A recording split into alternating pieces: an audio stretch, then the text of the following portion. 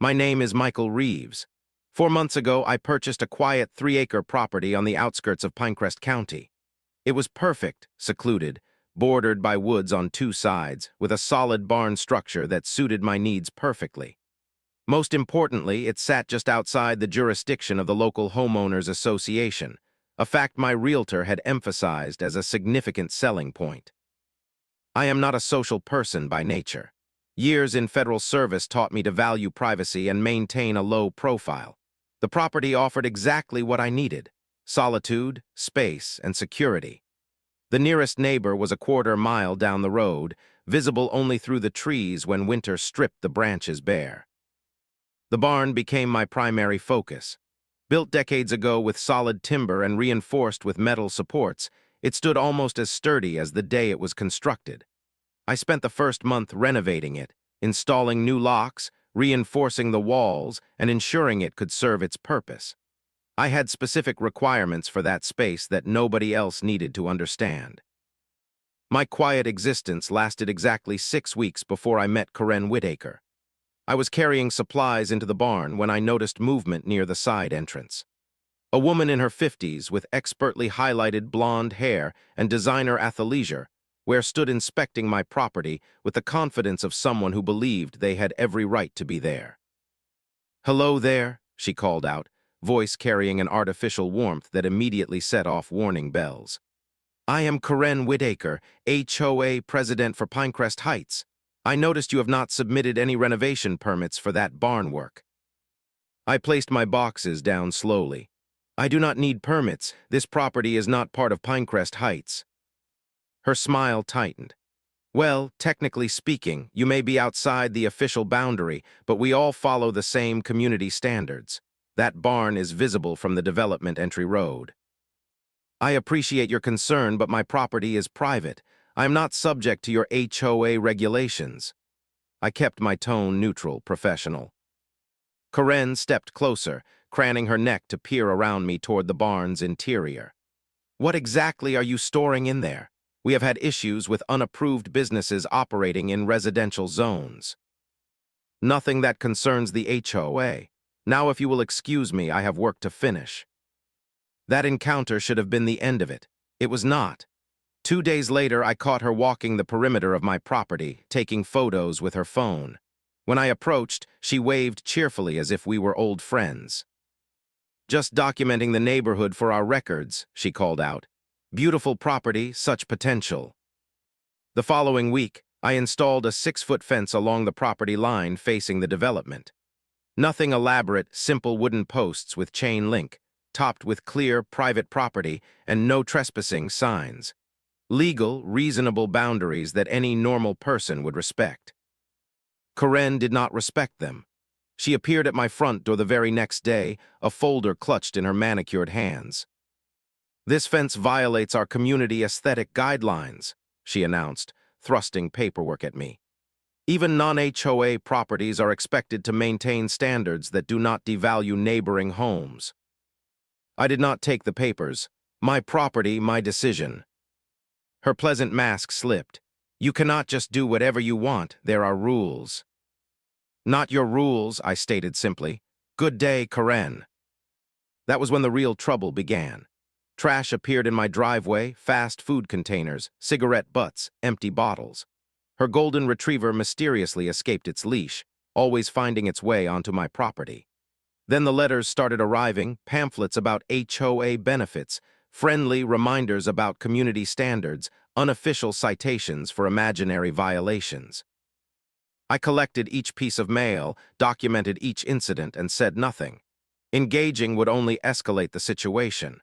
I had dealt with far more dangerous individuals in my career. Karen Whitaker was an annoyance, nothing more. Until the morning I found her white Lexus SUV parked directly in front of my barn doors. She stood beside it, phone in hand, taking photographs of my security locks. "This is private property," I stated, approaching her calmly. "You need to leave." Karen lowered her phone, her smile cold. "I have concerns about what goes on in this barn. The neighborhood has a right to know." "The neighborhood has no rights regarding my property. Leave now, or I will call the sheriff." She returned to her vehicle, but before driving away, she rolled down her window. "We will see about that." As I watched her tires kick up dust down my driveway, I knew this woman had just declared war over territory she had no claim to, and she had no idea who she was fighting. That evening, I installed security cameras at all critical points around my property: the driveway entrance, all sides of the barn, and the fence line shared with the development. I had hoped to avoid drawing attention to my presence here, but Karen had forced my hand. The cameras connected to a secure system that sent alerts directly to my phone. I would know the moment anyone set foot on my land. The first alert came at 11:17 p.m. that same night. Karen, dressed in dark clothing, walking purposefully along my fence line with a flashlight. She paused at each post, inspecting the construction, then continued toward the barn. When she reached the main doors, she shined her light through every crack and crevice, even testing the handle. After 15 minutes of inspection, she retreated back to the development side. I downloaded the footage and added it to my growing file. If she wanted to play games, I would be ready. 2 days later, an official-looking envelope arrived in my mailbox. Inside was a cease and desist letter from the Pinecrest Heights Homeowners Association, demanding I remove the unauthorized structure, my fence, and submit to a property inspection regarding suspicious activities reported by concerned residents. The letter claimed my property fell under their expanded jurisdiction due to a county ordinance that did not exist. I knew it was fiction. I had thoroughly researched property laws before purchasing, but Karen's influence was clearly spreading. When I drove into town for supplies, I noticed neighbors watching me, whispering as I passed. At the local hardware store, the owner, who had been friendly before now, kept his distance, his eyes wary.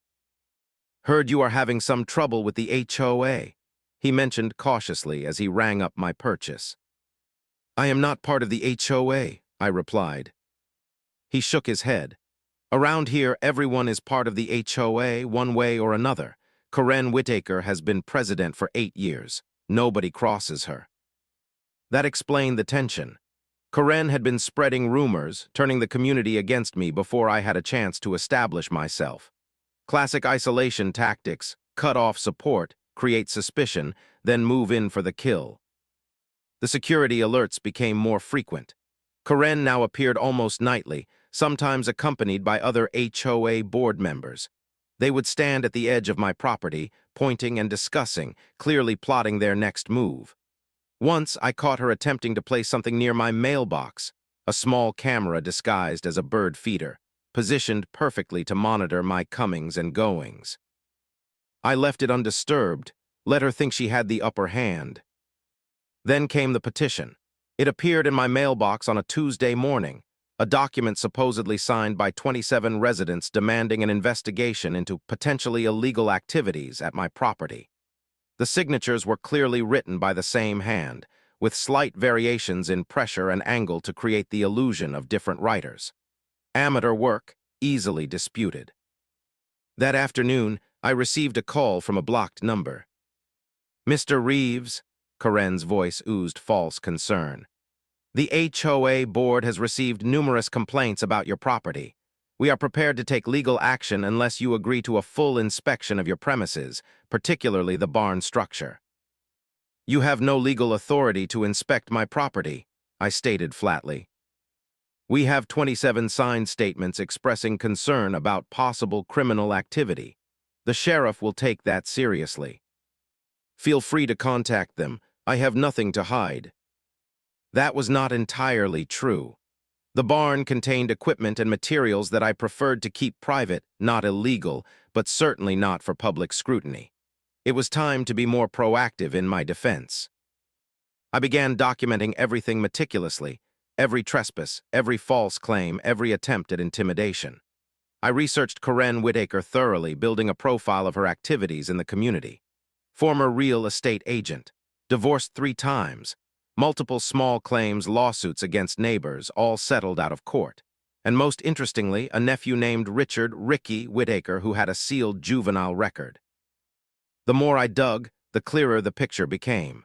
Karen was not just a power-hungry HOA president. She was a systematic bully who had terrorized this community for years, using the association as her personal enforcement arm.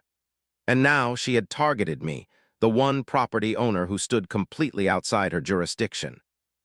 She had chosen the wrong target. I had spent my career dealing with people who believed they were above the law. Karen Whitaker was about to learn what happens when you push too far. The confrontation came on a windless Thursday afternoon. I was changing the oil in my truck when the security alert pinged on my phone. Karen had entered my property again, this time marching directly toward the barn with a man I recognized as the HOA vice president. They carried clipboards and measuring tape. I intercepted them halfway across the yard. "This is private property, you are trespassing." Karen did not even pretend to be apologetic. "We are conducting an official community inspection. Your continued refusal to cooperate has forced us to take direct action." "There is nothing official about this. You have no legal right to be here." The vice president shifted uncomfortably, but Karen stood her ground. "We have every right. This property impacts our community values. Now step aside or we will add obstruction to the violations." "Leave now," I stated calmly, "or I will call the sheriff and file trespassing charges." Karen laughed, actually laughed, her eyes cold and confident. "Go ahead, call them. By the time they arrive, we will have documented enough violations to force compliance or begin legal proceedings. Either way, that barn will be inspected. This is your final warning." "Or what?" She stepped closer, voice dropping. "What exactly are you hiding in there that you are so desperate to protect? I have friends at the county level, Mr. Reeves. I can make things very difficult for you. Or we can handle this reasonably, open the barn, let us inspect, and all this unpleasantness goes away." I pulled out my phone and dialed. Karen smirked, clearly believing I was bluffing. When the dispatcher answered, I reported trespassers refusing to leave my property. The smirk wavered slightly. "We will be gone before they arrive," she said dismissively. "But this is not over. We will handle it legally." They retreated to their vehicles, but not before Karen took several more photographs of the barn. I watched them leave, nodding the license plates and adding them to my documentation. The next morning, I found fresh tire tracks circling the barn, deep impressions that had not been there when I locked up the night before. One of the security cameras had been turned slightly, its view now obscured by a tree branch that had not been there previously.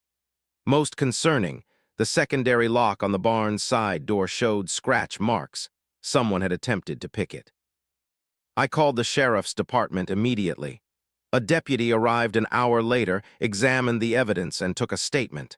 But his conclusion was predictable. "Looks like a civil dispute to me," he said, shrugging. "No forced entry, no actual theft. Best I can do is file a report, but without proof of who did it." "I have video of Mrs. Whitaker trespassing yesterday," I countered, showing him the footage. The deputy watched, his expression unreadable. "Doesn't show her damaging anything. Look, my advice? Talk to a lawyer if you want to pursue this.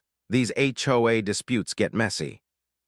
He left, and I knew I would get no help from local law enforcement.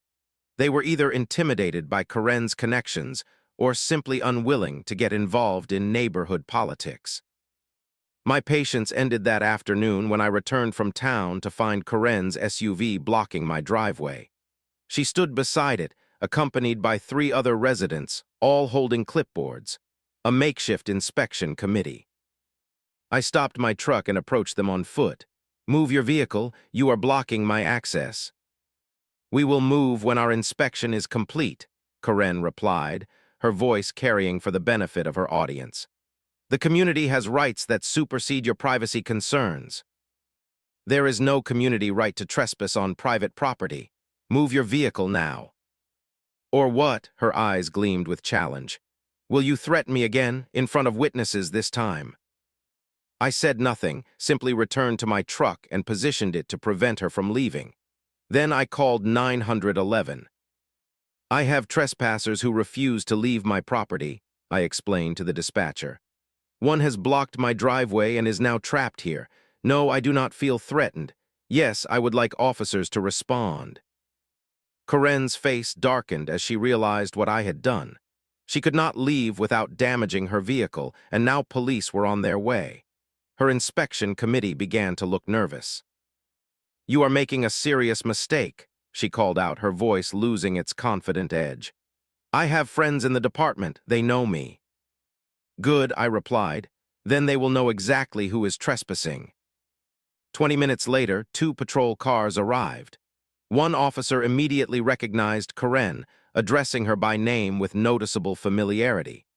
The second officer, younger and clearly less experienced, approached me for identification.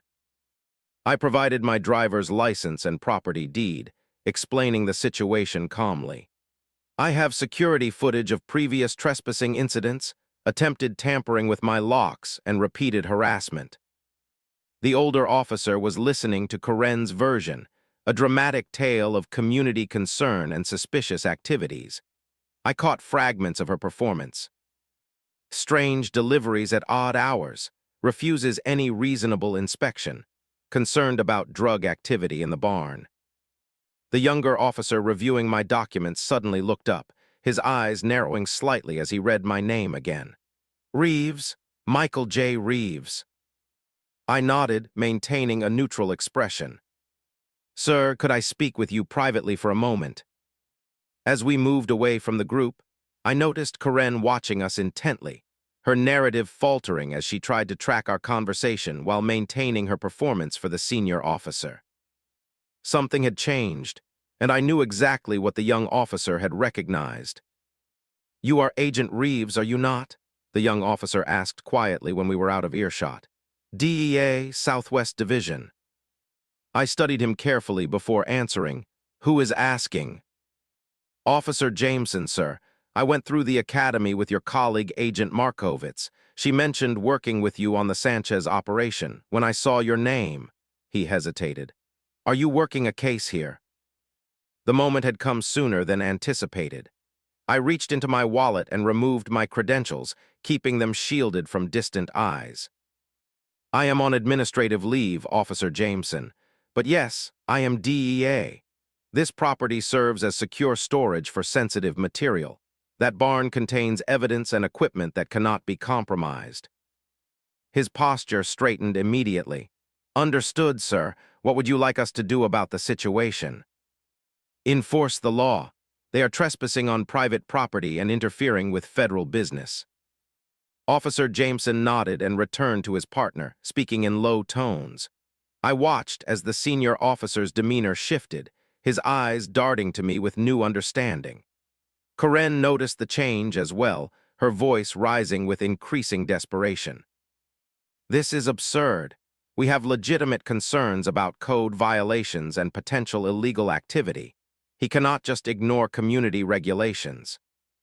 The senior officer held up his hand, silencing her.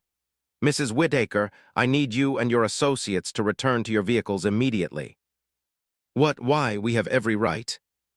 "Ma'am," he interrupted firmly, "you are currently trespassing on property belonging to a federal agent. Your actions could potentially constitute interference with a federal investigation." Karen's face paled visibly. "Federal agent? What are you talking about?" I stepped forward then, allowing her to see me clearly. "Mrs. Whitaker, I have tolerated your harassment because I preferred to maintain a low profile. That ends now. Your repeated attempts to access my barn, your surveillance of my property, and your coordinated campaign of intimidation stop today." Her eyes widened, darting between me and the officers. The other HOA members had already begun retreating to their vehicles, eager to distance themselves from the situation. "This is ridiculous," she sputtered. "I do not believe you are any kind of agent. This is just a ploy to avoid complying with community standards." Officer Jameson spoke up. "Mrs. Whitaker, I can personally verify Agent Reeves's credentials. You need to leave now, or we will be forced to take you into custody for obstruction." Something in his tone finally penetrated her denial. She took a step back, composure cracking. "Fine, but this is not over. My nephew works for the district attorney's office. He will have questions about this so-called federal property." The mention of her nephew caught my attention. It was the first time she had referenced him, and something about her delivery felt off, a card played too eagerly, too specifically. "Richard Whittaker?" I asked casually. Her eyes snapped to mine, narrowing slightly. "Yes, Ricky is very well connected." "I look forward to speaking with him," I replied evenly. The officers escorted Karen and her remaining associate to their vehicles. As she drove away, she called out through her window, "This is not over. I am not afraid of you or your badge." Once they were gone, Officer Jameson approached me again. "Agent Reeves, is there anything else you need from us?" "A copy of today's incident report would be helpful, and I would appreciate your discretion regarding my presence here." He nodded. "Of course, sir, and about Richard Whittaker, you should know he is not with the DA's office. He was arrested 2 years ago for possession with intent to distribute. The charges were mysteriously dropped." That confirmed my suspicions. The nephew's name had sounded familiar, but I had not made the connection until now. Richard "Ricky" Whittaker, a mid-level dealer who had disappeared during a multi-agency operation 3 years ago. Not a major target, but connected to larger networks we had been tracking. And his aunt had been obsessively trying to access my barn. As the patrol cars pulled away, I stood in my driveway, pieces falling into place.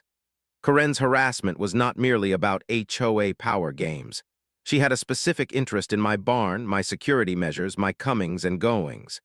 The question was, how much did she know about her nephew's activities? Was she an unwitting accomplice or something more? I needed to find out, because if Ricky Whittaker was back in the area, my quiet retirement had just become significantly more complicated. That evening, I accessed secure DEA databases through encrypted channels. Richard "Ricky" Whittaker's file contained the usual information: mugshot, fingerprints, known associates, case history. What caught my attention was the notation at the bottom. Subject of interest in Operation Crossroads, status unknown, presumed fled jurisdiction. Operation Crossroads had been one of my last major cases before taking administrative leave. We had dismantled a distribution network spanning 3 counties, but several key players had escaped the net.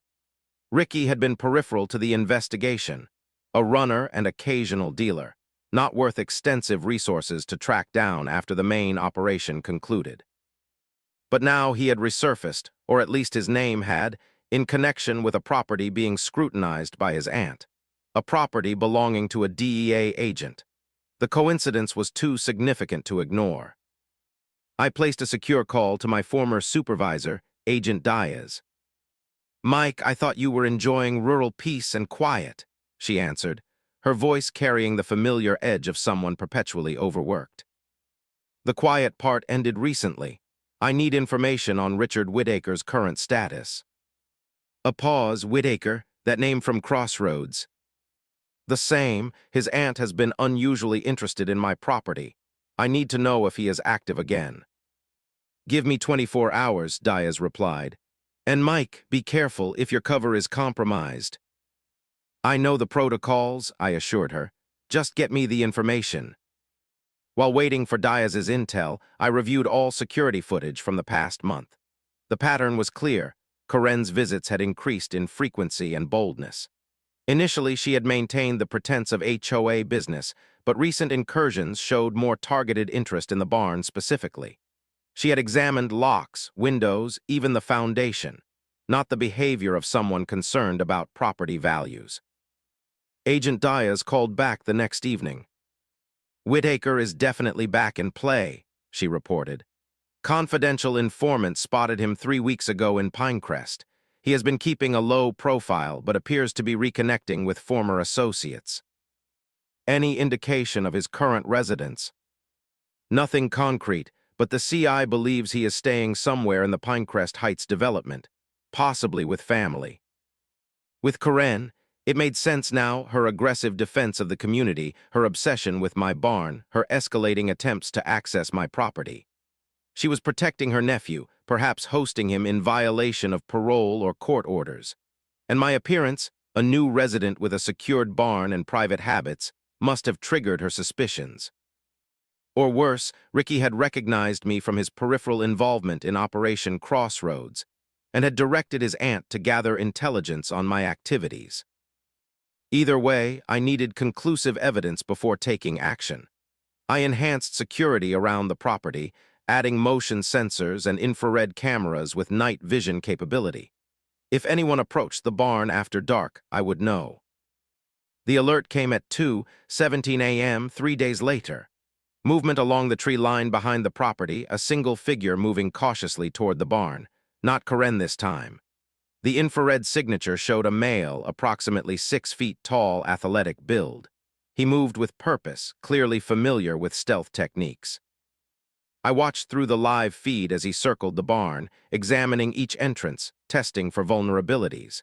When he found none, he retreated to the tree line, making a call on his cell phone. Minutes later, headlights appeared at the end of my driveway, Karen's Lexus, moving slowly with lights dimmed. She parked behind the barn, shielded from road visibility. The male figure approached her vehicle, and they spoke briefly before she handed him something. He returned to the barn, this time approaching the side door with what appeared to be a key or lock pick set. I had seen enough. I activated the property's silent alarm system, a signal sent directly to Officer Jameson's personal phone, as arranged days earlier. Then I moved into position, armed with my service weapon and badge. 20 minutes later, as the intruder continued working on the lock, patrol cars approached silently down my driveway, lights off.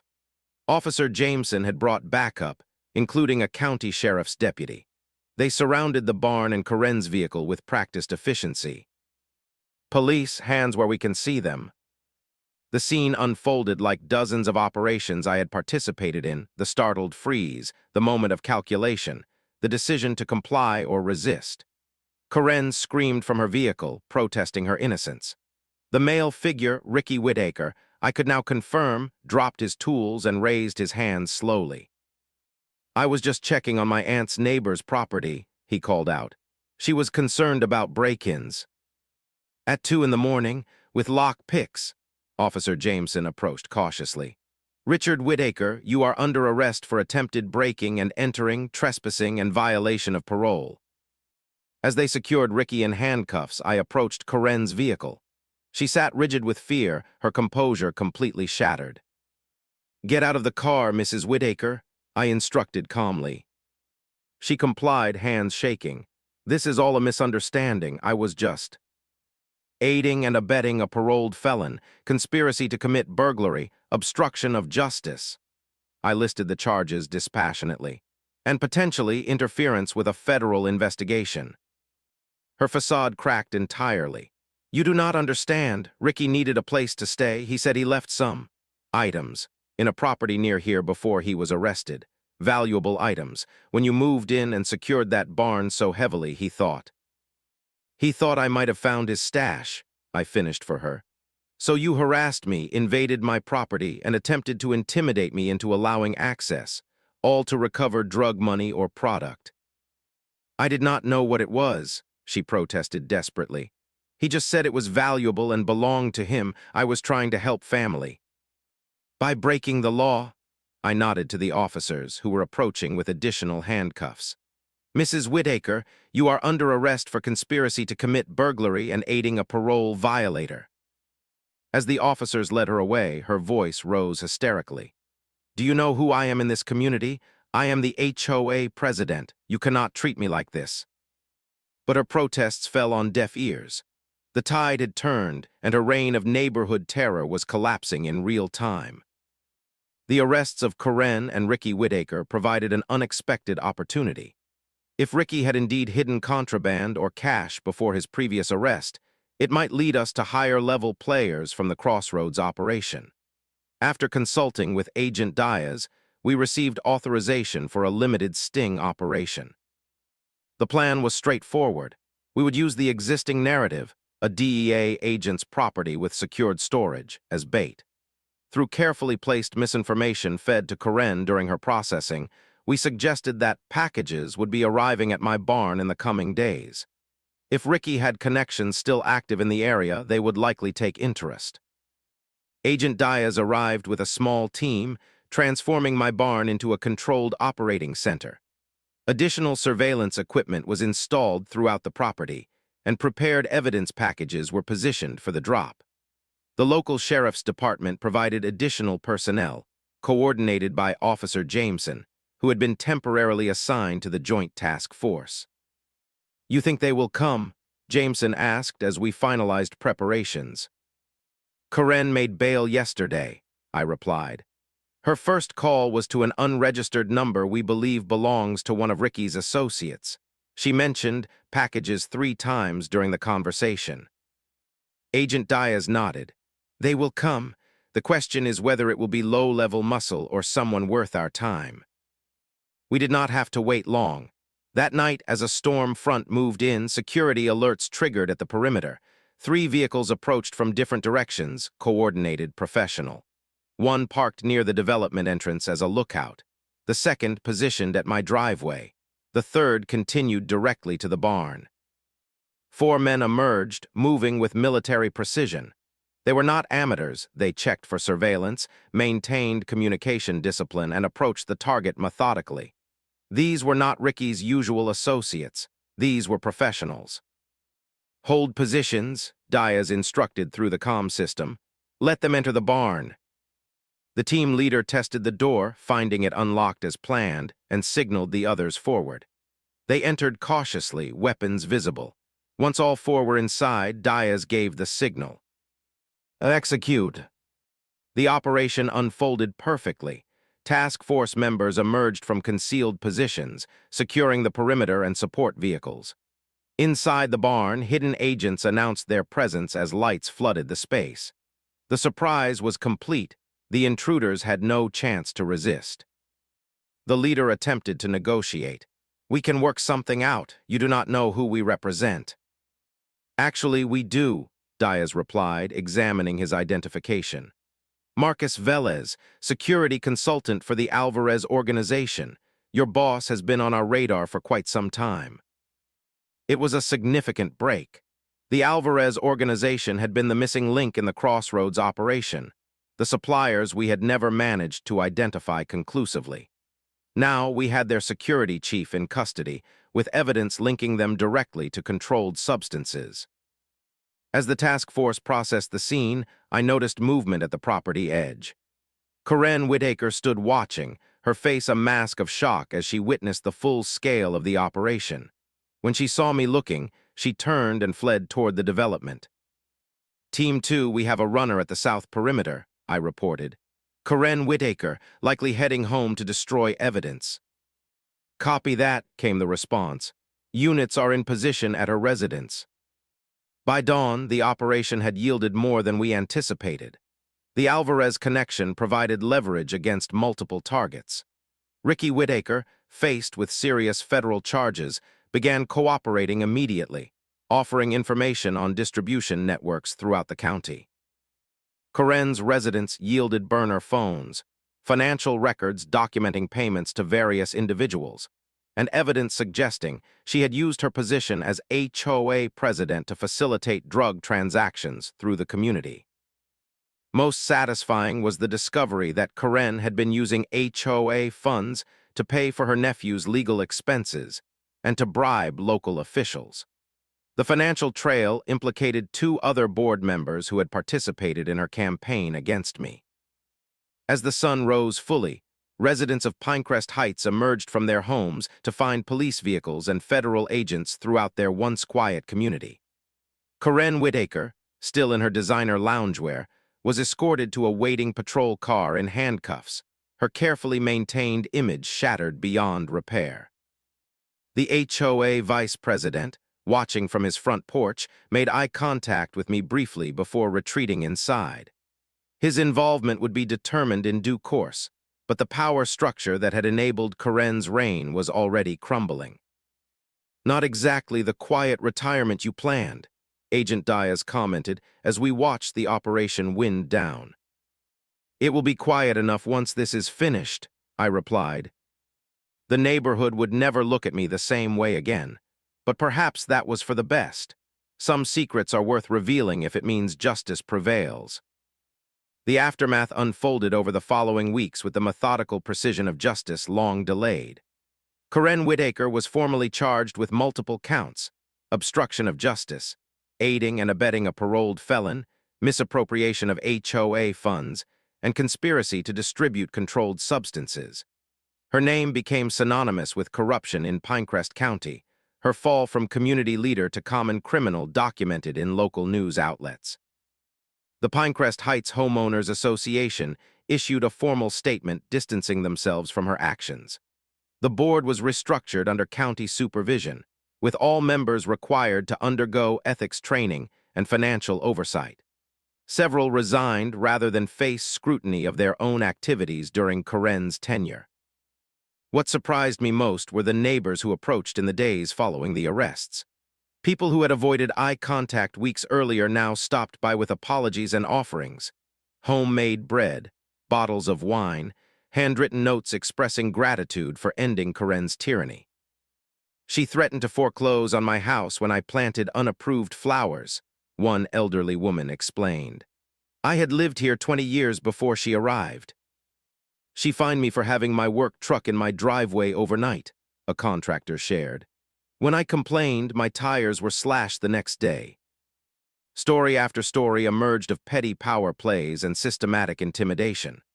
The HOA had become Karen's personal fiefdom, her authority unchallenged due to fear and strategic alliances with influential residents.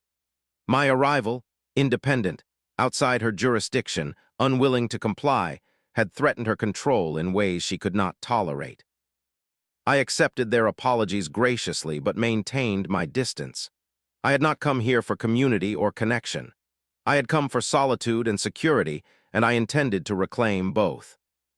The first step was reinforcing my boundaries. I replaced the chain-link fence with solid steel security fencing topped with privacy screens. I installed an electronic gate at the driveway entrance with keypad access. New signs marked the property perimeter. Federal property, unauthorized access prohibited. Perhaps excessive, but after recent events, I considered it prudent. The barn received additional security upgrades, motion sensors, reinforced doors, and a direct line to local law enforcement. Though the sting operation had concluded, the property would continue to serve as occasional storage for sensitive materials. Agent Diaz had been impressed with the location's strategic value.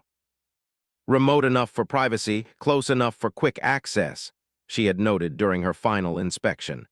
We could use this as a safe house if necessary. I had neither confirmed nor denied the possibility. Some decisions would wait until I determined whether to remain here long-term or relocate after the publicity died down. On my final night before returning to active duty, I walked the perimeter of my property alone. The air carried the scent of pine and freshly turned earth, the sounds of the forest creating a natural boundary between my land and the world beyond. Stars hung bright overhead, undiminished by neighborhood lighting now that most residents had stopped using their security floodlights that had coincidentally shined directly into my windows.